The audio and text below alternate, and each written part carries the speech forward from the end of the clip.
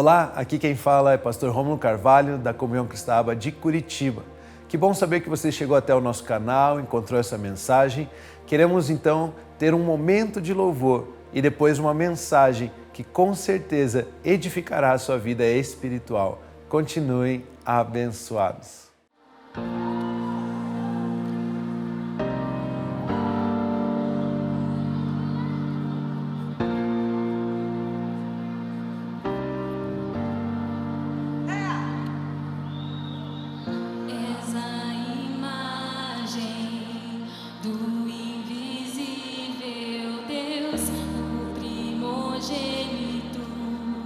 De toda a criação, tudo que há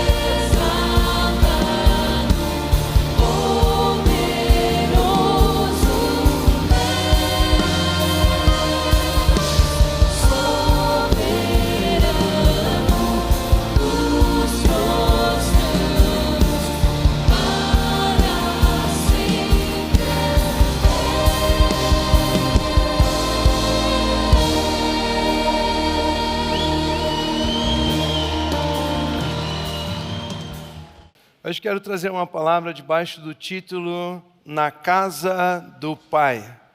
Na Casa do Pai.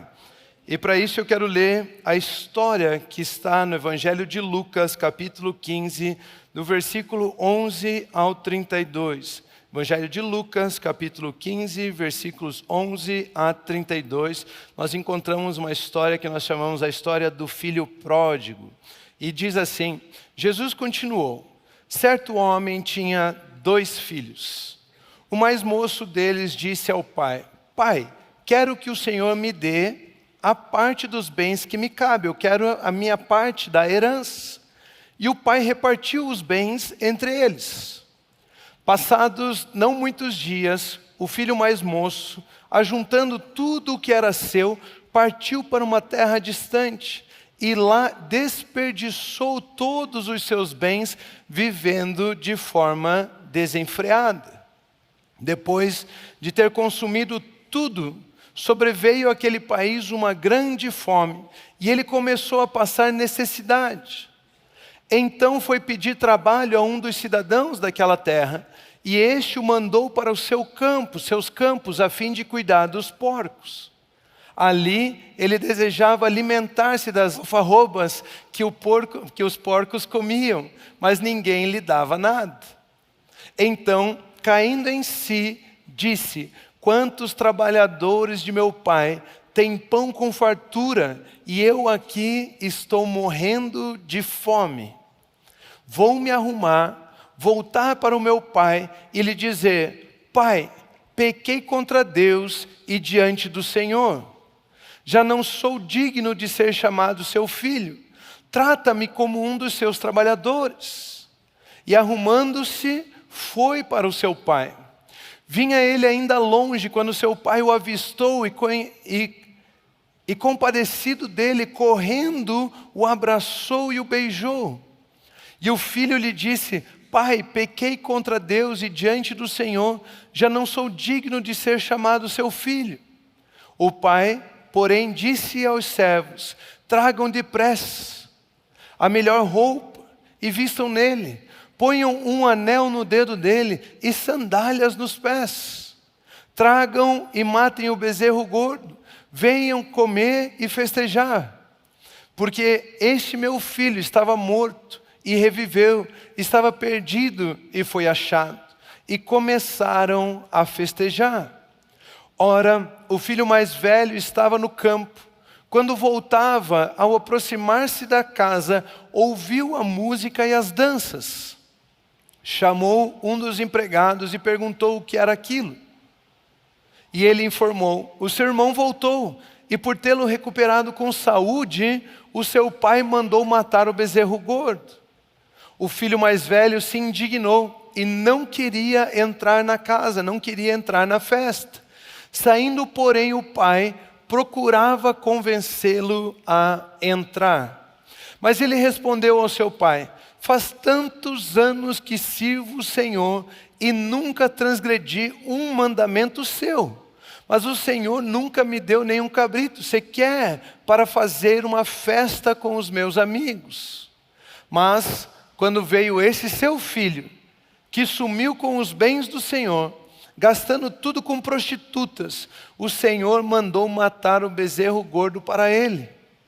Então o pai respondeu: meu filho, você está sempre comigo, e tudo o que tenho é seu. Mas era preciso festejar e alegrar-se, porque este seu irmão estava morto e reviveu, estava perdido e foi achado. Até aqui. Glória a Deus. Queridos, que história fantástica. Eu acredito que nós poderíamos ficar anos e anos e anos pregando sobre essa mesma história e nós nunca esgotaríamos os tesouros que tem escondidos nessa história. Cada frase é um ensinamento, cada vírgula, cada pausa, cada palavra, cada conceito aqui nos edifica muito, muito, muito. Mas eu quero compartilhar, pela graça de Deus, o seguinte pensamento. Um pensamento de que essa história fala muito mais sobre um pai amoroso do que filhos problemáticos. Talvez por nos identificarmos muito mais com os erros, quando nós lemos a história, nós logo pensamos, que tipo de filho eu sou? Será que eu sou como o filho mais velho, que quer fazer tudo para agradar o pai? Ou será que eu sou como o filho mais novo, que não valoriza a presença do pai? Mas eu acredito que esse texto conta muito mais, esse texto nos ensina mais a respeito de um pai amoroso, de um pai generoso, de um pai bondoso, de um pai gracioso, de um pai que tem um lugar para os seus filhos na casa dele, de um pai que tem atenção para os seus filhos, de um pai que tem um lugar para eles poderem viver de provisão, proteção, cuidado, do que dos erros dos seus filhos. Quando nós lemos a história, o filho mais novo, ele tinha todo uma fala, ele tinha ensaiado toda uma fala para poder falar com o pai. E o pai nem deixa ele falar tudo aquilo que ele tinha ensaiado. Porque o foco do pai estava em ter um lugar para o filho e não naquilo que o filho havia feito. Nós vemos o cuidado, o amor do pai sobre esses filhos. E eu quero falar aqui a respeito desse título, a respeito desse tema, na casa do pai. Esse texto está nos ensinando que existe um lugar para nós perto do pai. Essa posição chama-se justiça. Nós somos atraídos ao pai pela graça, pela bondade, pela gentileza do pai. E existe um lugar para nós, para cada um dos seus filhos, na casa do pai. A posição de justiça é estar com o pai. E a partir desse lugar onde nós estamos na casa do pai, aí sim nós podemos usufruir de todas as coisas. Perceba uma coisa nesse texto: os filhos, por falta de compreender quem é o pai, deixaram de usufruir de um relacionamento com o pai. O filho mais novo não percebia que mais importante do que aquilo que o pai pode dar é quem o pai é. E o filho mais velho não percebia que melhor do que tentar provar o amor dele pelo pai é receber o amor do pai. Eles viviam cegados pelos seus desejos, pelo seu modelo mental e não percebiam que eles estavam perdendo o tempo de comunhão com o pai, de relacionamento com o pai. Mas, queridos, existe um lugar onde nos reunimos por causa do pai e não pelas coisas do pai. Existe um lugar onde a justiça se revela, onde podemos viver o privilégio de conhecer o pai, conhecer o coração do pai, viver com os irmãos e participar dos planos do pai, debaixo do cuidado do pai, da provisão do pai, dos cuidados do pai. Esse lugar se chama a casa do pai. É por isso que o salmista, no Salmos 122, versículo 1, ele diz o seguinte: alegrei-me quando me disseram, vamos à casa do Senhor. Ele não estava alegre apenas porque convidaram ele para ir lá. Mas esse texto nos mostra o seguinte, esse texto mostra, eu posso me alegrar por saber que existe um lugar na casa do Pai para mim. Não é um lugar de rejeição, não é um lugar onde eu não posso entrar. Ele está dizendo, eu me alegrei quando eu ouvi o convite porque eu descobri que existe um lugar na casa do Pai para mim.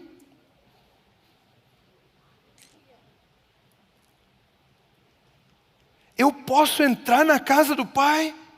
Pode, então estou alegre. Eu posso ter relacionamento com o Pai? Pode, então estou alegre. Eu posso falar com Ele? Pode, então eu estou feliz, eu estou alegre. Alegrei-me quando me disseram, você tem um lugar na casa do Pai, vamos à casa do Pai. Você tem acesso ao Pai. Ele diz, eu me alegrei por saber que eu posso ir à casa do Pai, que na casa do Pai tem um lugar para mim. Ele não disse, eu me alegrei porque lá na casa do Pai eu posso receber coisas do Pai. Ele não disse, lá na casa do Pai eu posso provar o meu amor pelo Pai. Não, ele disse, alegrei-me por eu poder ir à casa do Pai, por saber que existe um lugar na casa do Pai para mim. Existe uma posição perto do Pai para nós. Existe um lugar perto de Deus para nós. Esse lugar chama-se justiça. Existe um lugar para nós e existe um lugar que não é para nós. O filho mais novo pegou a sua parte da herança e foi para longe do pai. Longe do pai não é o seu lugar.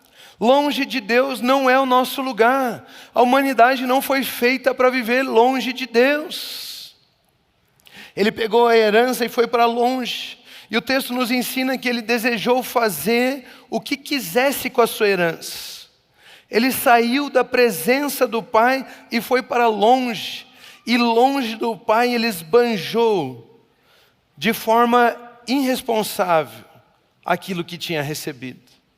E perdeu tudo o que tinha.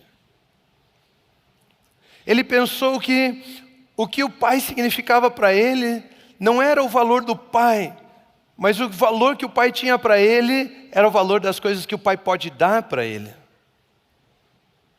Esse texto está nos ensinando, essa história nos ensina que o foco não são as coisas que o pai pode dar. O foco é o próprio pai. Um pai amoroso que te recebe na casa dele. Ter as coisas e viver longe do pai é pior do que não ter as coisas e poder estar na presença do Pai. Do que vale para o homem ganhar uma cidade inteira e perder a sua alma? Esse texto está nos ensinando o valor de um pai amoroso. Se eu perguntar para vocês, quantos aqui vieram para receber uma bênção?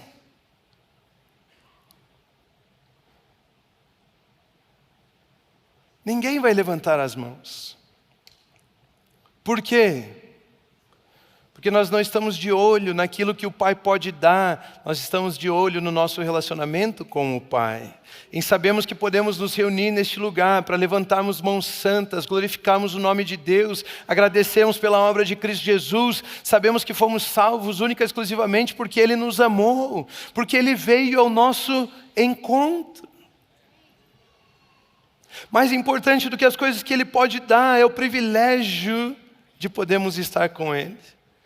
Nós nos reunimos pelo privilégio de termos um lugar na casa do Pai. Privilégio de podermos nos reunir em família. Nós já recebemos a herança. Não estamos querendo ser abençoados. Já está nas nossas mãos, já é nosso. Nós não estamos vindo aqui buscar essa herança, Ele já distribuiu, Ele já entregou.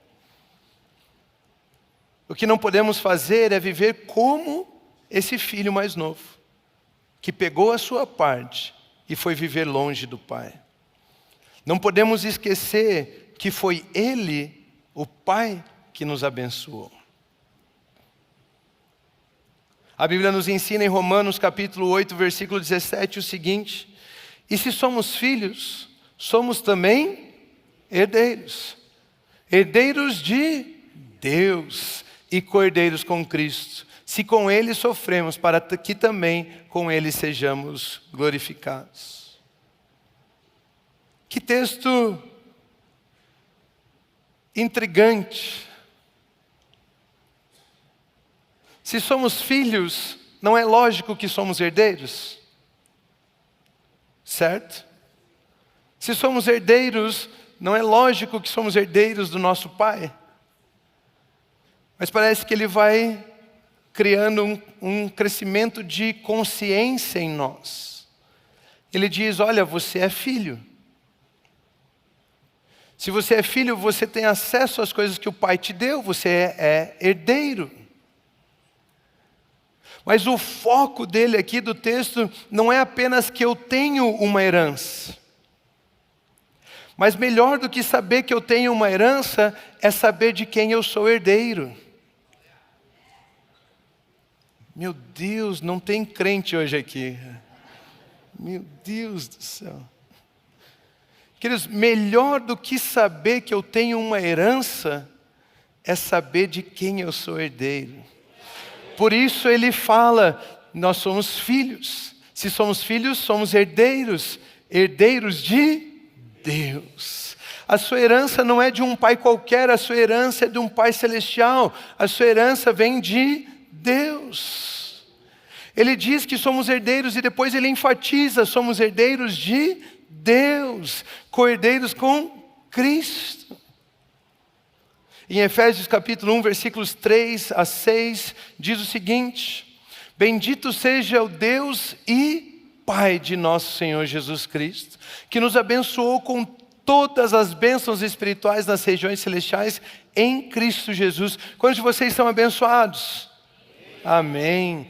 Antes da fundação do mundo, Ele já tinha te abençoado. Deus nos escolheu nele para sermos santos e irrepreensíveis diante dEle.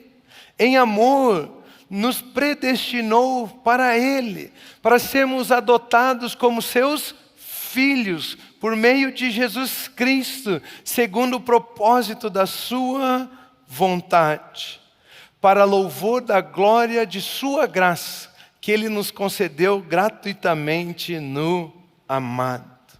Queridos, Deus enviou Jesus para que fôssemos recebidos por Ele como filhos de Deus. Filhos abençoados com toda sorte de bênçãos. Por causa da obra de Jesus Cristo, nós podemos chegar diante de Deus, mesmo que aflitos, dizendo: Deus, Deus, Deus, eu pequei contra Ti, pequei contra os céus, eu pequei contra Ti. Mas o foco de Deus não é esse. Por mais que a gente prepare o discurso, olha, para eu poder ir na igreja, eu vou lá me arrepender, eu vou deixar de praticar tais coisas, eu preciso parar de fumar primeiro, eu preciso de não sei o que, aí eu vou lá para Deus falar: Deus, eu pequei contra Ti, Deus, eu errei contra Ti. Deus não está nem aí para isso. Deus não deixou, o pai não deixou o filho terminar o discurso dele. Ele falou: para com isso. O pai está dizendo: ei, existe um lugar para você na minha presença. Não me interessa o que você fez ou deixou de fazer, eu te amo e existe um lugar para você na minha presença. A capa, a sandália, o anel são símbolos do que a obra de Cristo nos entregou. Por isso não importa o que você tenha feito ou vivido, existe um lugar para você na casa do Pai. Às vezes eu fico pensando, quem de nós trocaria um pouco da glória que Ele compartilhou pelas maiores riquezas deste mundo? Quem de nós abandonaria a paz que excede todo entendimento pelas maiores riquezas que este mundo pode entregar? Se pesarmos numa balança, as coisas que o mundo oferece não se comparam com o menor dos privilégios da casa do Pai. Como filhos amados, nós temos um lugar na casa do Pai. Como filhos amados, nós temos paz com Deus. Deixa eu te dizer isso, que mesmo a pior circunstância com Deus é melhor do que a melhor circunstância sem Deus.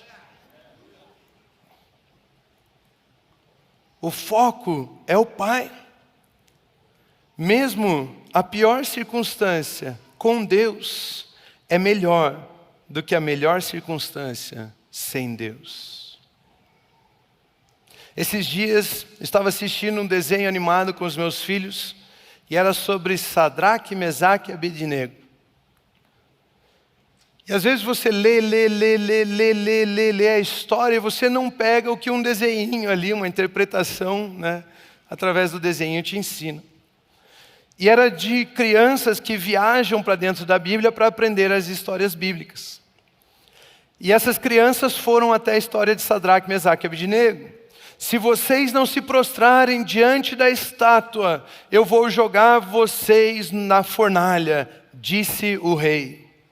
E as crianças pensando, meu Deus, a gente vai se dobrar, porque daí eu não quero ir para a fornalha, eu não quero ir para a fornalha, eu não quero ir para a fornalha, eu não quero ir para a fornalha. E eles encontram Sadraque, Mesaque e Abednego, e eles perguntam, vocês não estão preocupados? Vocês vão ter que se prostrar, senão vocês vão ser jogados na fornalha. E eles, não, nós não estamos preocupados. Mas por que vocês não estão preocupados? Porque o meu foco não é a fornalha, o meu foco é o Pai Celestial, o meu foco é Deus. Queridos, o foco não é a dificuldade, não é a dor, não é a fornalha. Enquanto todos nós ficamos buscando a Deus para nos livrar da fornalha, eles estavam dizendo, se Deus me livrar, tudo bem, se não me livrar, tudo bem, porque o meu foco não são as dificuldades, o meu foco é o meu Pai Celestial. O meu foco é o Pai Celestial e não as coisas que Ele pode fazer ou me dar. Quem conhece o lugar de justiça não quer mais nada. Estar com o Pai é o meu desejo. Melhor do que aquilo que o Pai pode dar é poder receber o seu beijo, o seu abraço, o seu carinho, ter um lugar na sua presença.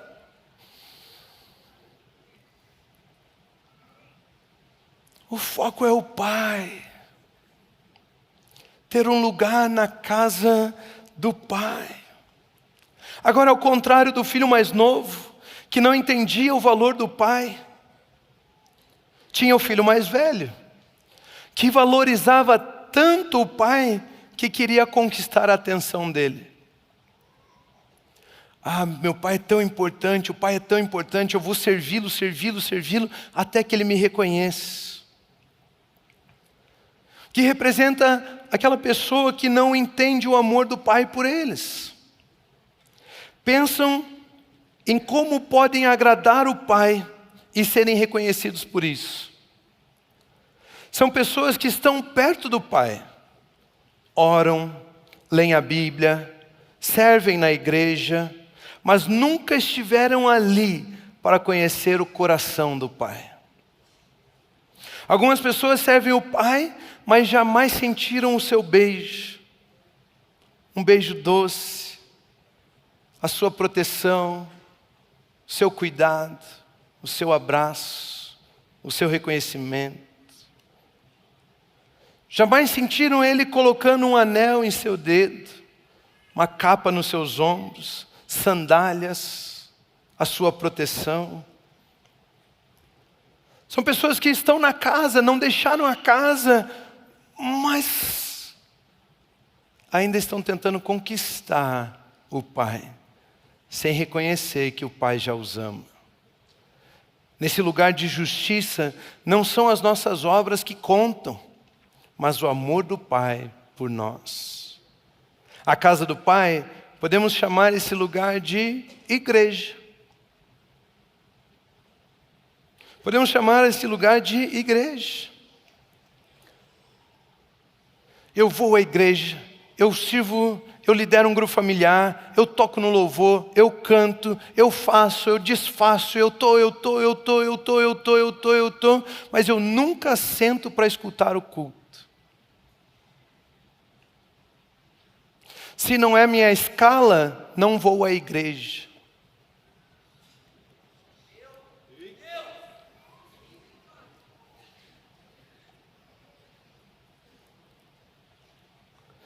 São filhos que não têm um relacionamento com o Pai.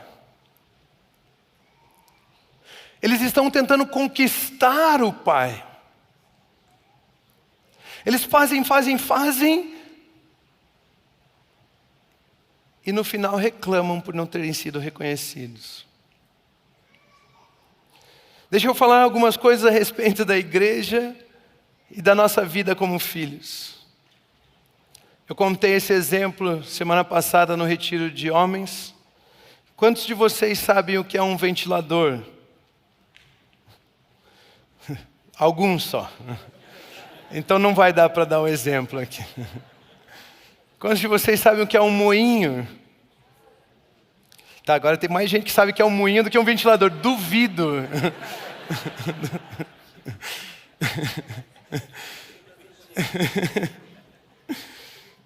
Imagine um moinho e um ventilador.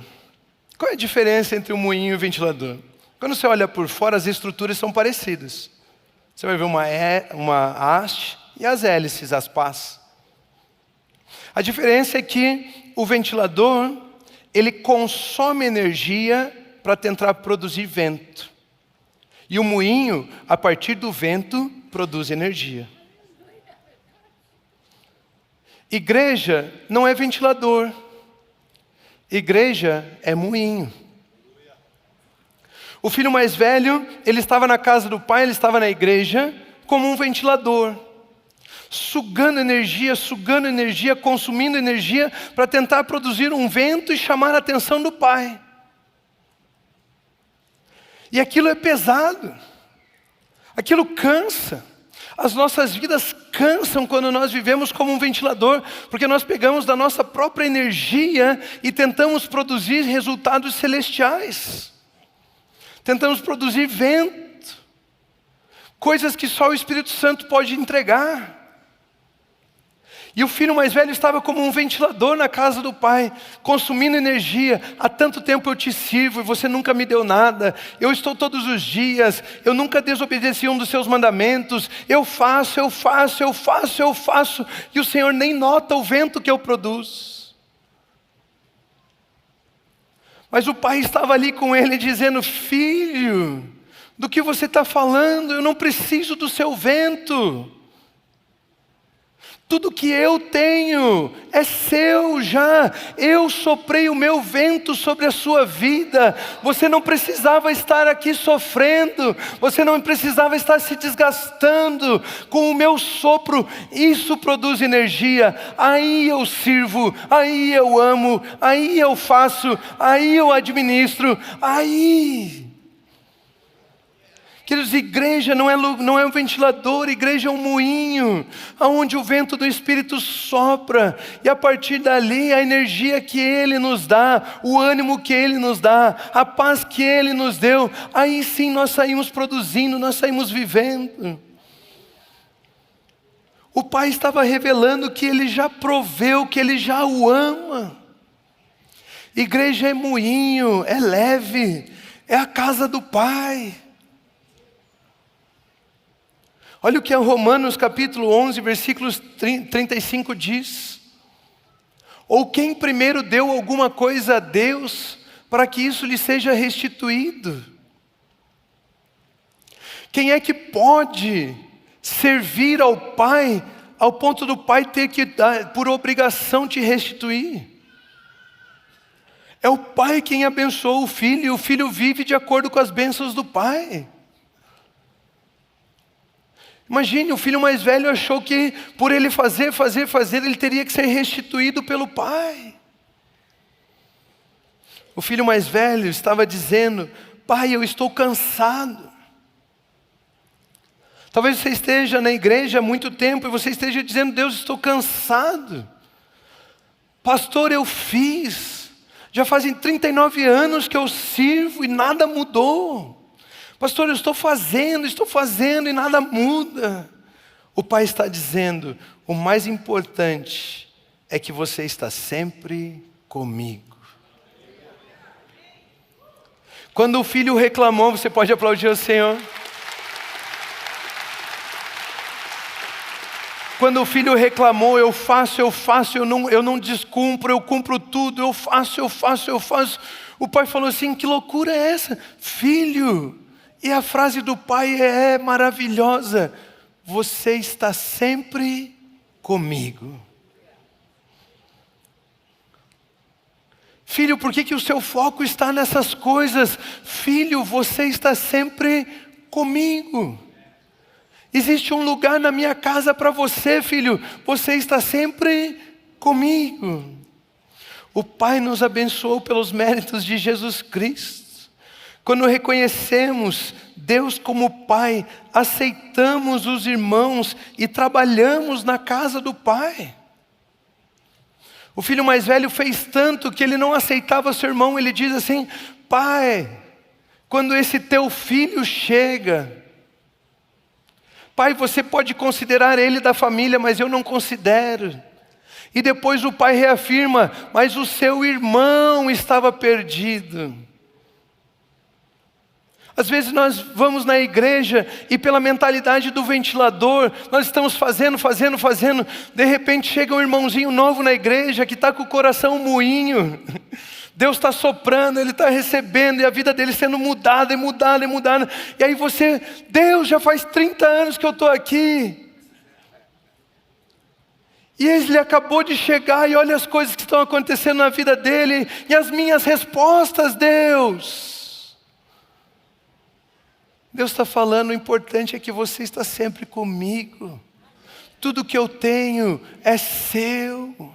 Reconheça o seu irmão, venha festejar, venha se alegrar. Ele também está na casa agora. Vamos celebrar aqueles que estão chegando. Vamos celebrar aqueles que já estão aqui. Quando reconhecemos Deus como Pai, aceitamos os irmãos e trabalhamos na casa do Pai. O Pai nunca disse que não era para servir, mas existe uma forma correta de servir. Não é fazer para que Deus faça algo, não é fazer para que eu ganhe um cabrito ou um bezerro gordo, não é isso. É porque estou na casa do Pai que eu faço, porque eu sou filho que eu faço, porque eu sou herdeiro que eu faço. Igreja é o lugar de nos reunirmos por causa do Pai. Igreja é lugar de recebermos os irmãos. Igreja é lugar de servirmos. Queridos, preste atenção nisso aqui. Na casa do Pai, o mais importante é quem está lá.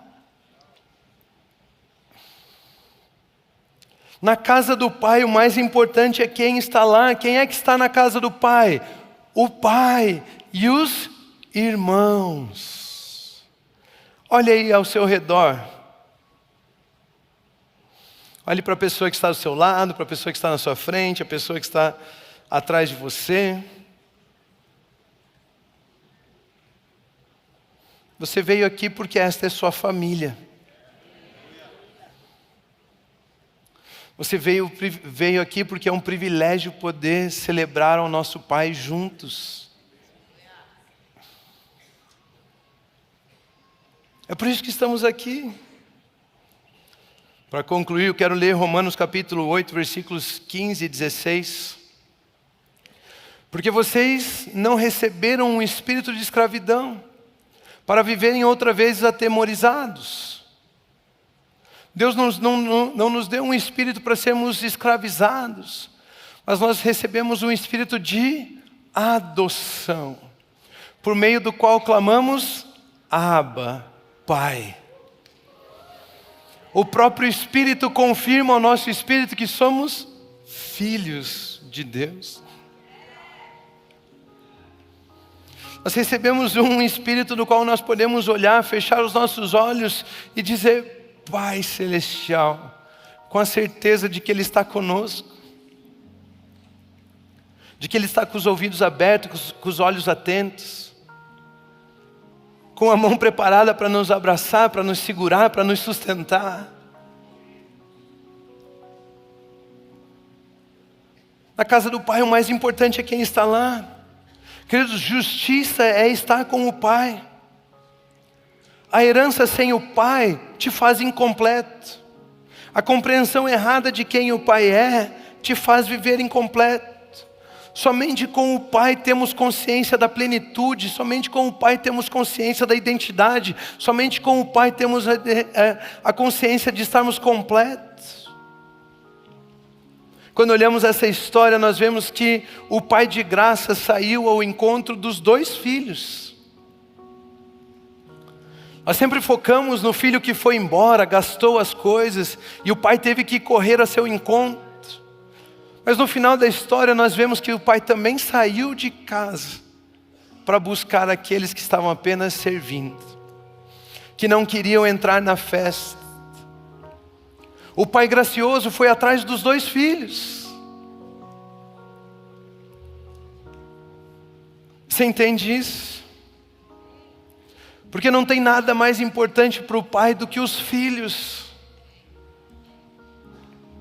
Não importa qual é a mentalidade, não importa como eles estejam vivendo, não importa qual seja a desgraça, não importa a circunstância, o que mais importa para o pai são os filhos. E ele foi em direção aos dois. E quando ele conversa com os dois, depois das duas situações diferentes, os dois passam a entender que o mais importante não é o que o pai pode dar, não é o que eu posso fazer para o pai. O mais importante é que eu tenho um lugar na casa do pai. Existe um lugar para nós na casa do pai. E a história termina dizendo que o pai quer festejar com os filhos, que existe um lugar para os filhos. Quando estamos na casa do pai, nos alegramos com ele. Não tem como permanecer no louvor e não descansar. Não tem como permanecer no louvor e não se alegrar. Não tem como querer ir antes do louvor terminar. Não tem como, o que eu quero é cantar, o que eu quero é festejar. O pai e os meus irmãos estão aqui, aonde eu vou? Ele preparou um banquete, ele preparou uma festa. E quando estamos na casa do pai, nos alegramos com ele.